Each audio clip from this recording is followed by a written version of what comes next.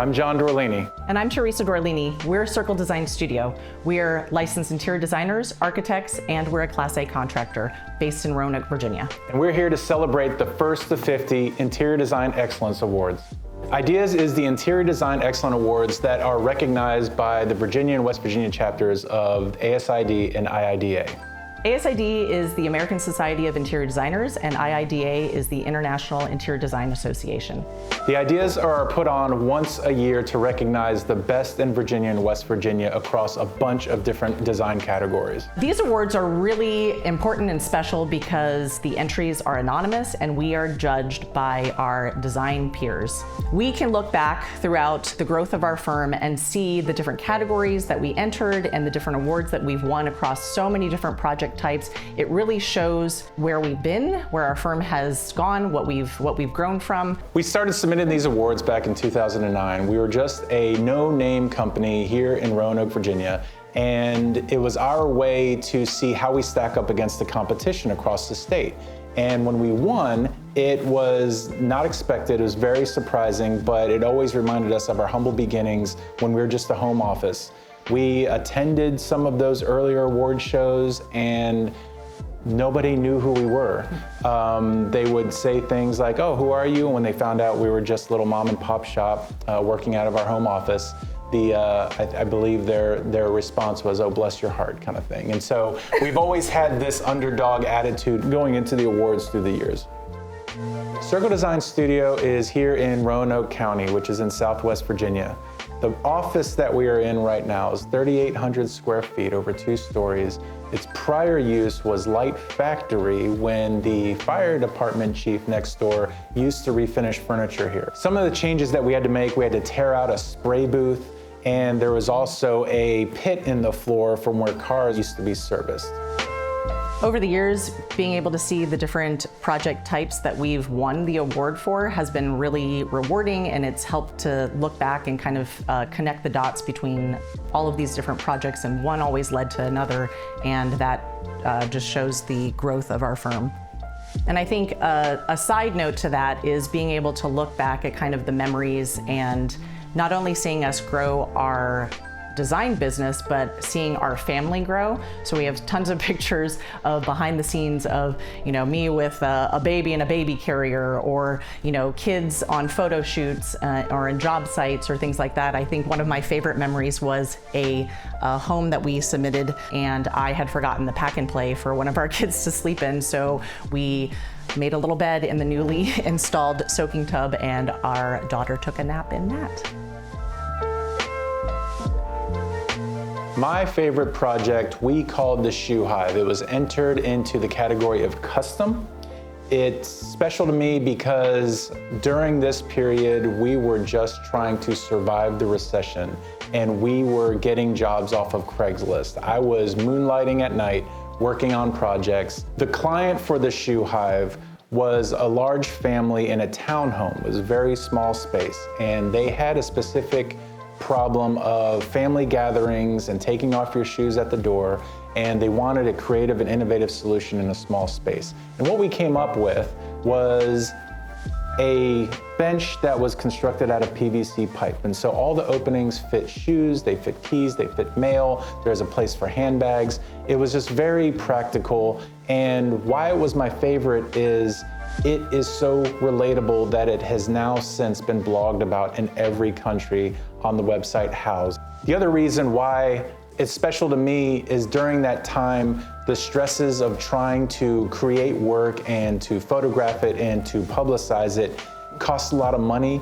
I believe the photographer's fee was almost equal to the amount of the design fee. In this case, investing in the photography for this tiny project, the Shoe Hive, really paid off, just in the fact that it gained so much publicity and was blogged about so much and internationally. My favorite project, looking back, is Fluffy Thoughts Bakery. We designed that for an up-and-coming baker who was just coming out of her home. She had been baking, these elaborate wedding cakes for years in her little condo in North Virginia, and she came to us for her breakout space. So we helped her brand the space from an interior standpoint, and I think that the tasting room was kind of my favorite space in that. It was very bridal, very feminine, and just really fun.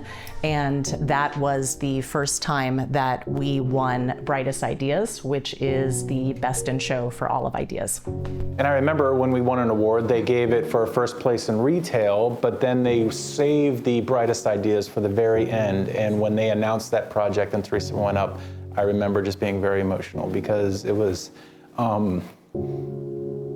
what we're going through that time in the economy and during the recession, it was just, it was the first time we knew we were going to be all right as designers, and we can make it work.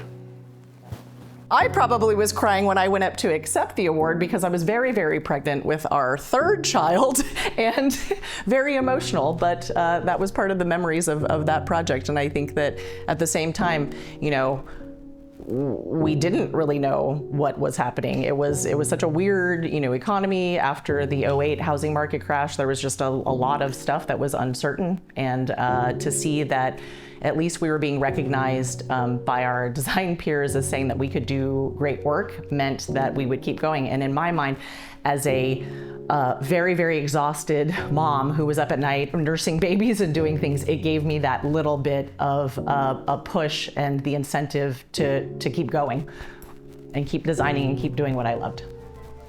I think I also usually say that my favorite project is the next one. And it's because we're always excited to see what project type comes in the door, that we've been able to win awards for healthcare, for multifamily,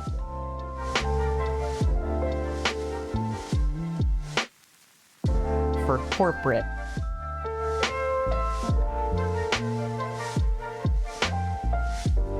for hospitality,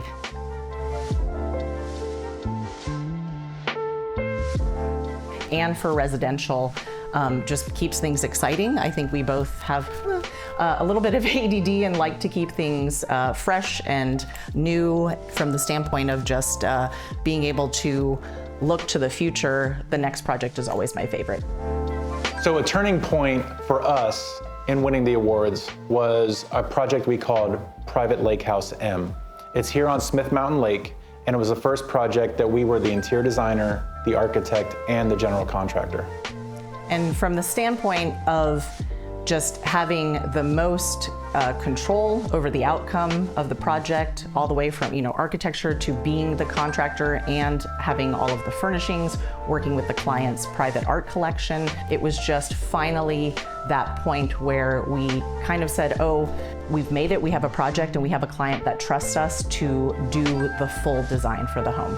Another reason why this project was a turning point for us is that we changed photographers. What made him a great photographer for us was that it was a 2-day shoot, and we photographed the space in the daytime and the nighttime. He's actually able to capture the feel of the space in both of those settings.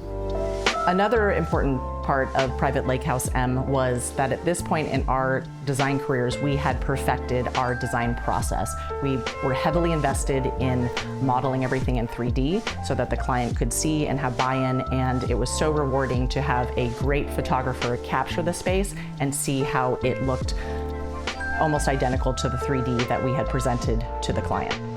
This project earned us a first place in the residential category, the custom category for our custom cabinetry package we designed, and it was the first year that a residential project had won the Brightest Ideas. If I were to give young designers advice, I would tell them that if they want to do award-worthy work, they need to be willing to collaborate. One of the reasons why we named our firm Circle was because we knew that to have a truly successful end product, you need to collaborate with different experts, and that we wanted a holistic approach to design. And my advice to young designers is to find your voice. You know, we live in a time where you can be an individual and you might have a point of view that is unique. And so we have a joke in our office whenever we have a new project, and Theresa will say, oh, that's been done. And so we always try to push ourselves and be innovative and never to copy. We can find inspiration, but our job is never to copy another designer, but to really find the voice of the client and what do we want to say through design to express that as something original. As designers, our job is to translate a client's hopes and dreams from a verbal language into a visual language, to have a space feel the way that they want, function the way that they want, and young designers really need to be able to communicate with their clients and help them achieve their dreams for their space. And one of the reasons why we've been able to be successful, I always remember the time after one of the award ceremonies, one of our peers came up to us and says, we just do a great job at telling the story. And every time when we submit an award, I make sure to state the problem clearly. We always show the most pitiful before photos so we can emphasize how great they are turning out in the end. But really, it's that idea of coming up with the story. What is the story you're trying to tell? And is it clear in the design what the problems you solved were and how did you make it look great? I would also tell young designers to take risks. John and I always joke that if we weren't young and dumb at one point and started off old and smart, we never would have done half of the things that we tried. And so there's just something to be said for taking that risk and being passionate about what you love doing. And I think it comes through in the way that you speak about the work. It comes through in the way that you interact with people. To have that sort of tenacity and that blissful ignorance of youth is sometimes a good thing. When you're building a firm and you're going after different project types, and maybe it's a project type that you've never done before, you have to be committed to excellence. And I urge young designers, if you take on a project, there is no failing. You have to succeed. You have to put in your all every time. And if you say you're going to do something, you deliver. I can't speak for all designers, but what made us successful as a firm is really embracing our identity as Circle Design Studio. We've recently coined the term, we're interior designers that think like architects and architects that think like contractors and contractors who think like designers. And so that's a full circle way to speak about the expertise and the viewpoint that we're bringing to every project. The project type that I'm most excited about pursuing in the future is hospitality and boutique hotels. And there's several reasons for that. Hotels are just really fun in general because there are multiple project types within one project. So you could do the hotel lobby, you could do all of the corridors, design all of the rooms, and probably, do a restaurant or a bar type atmosphere. I just love the idea of being able to take our expertise in all of these different project types and wrap it into one full project. So boutique hotels, I think, is what's next for Circle.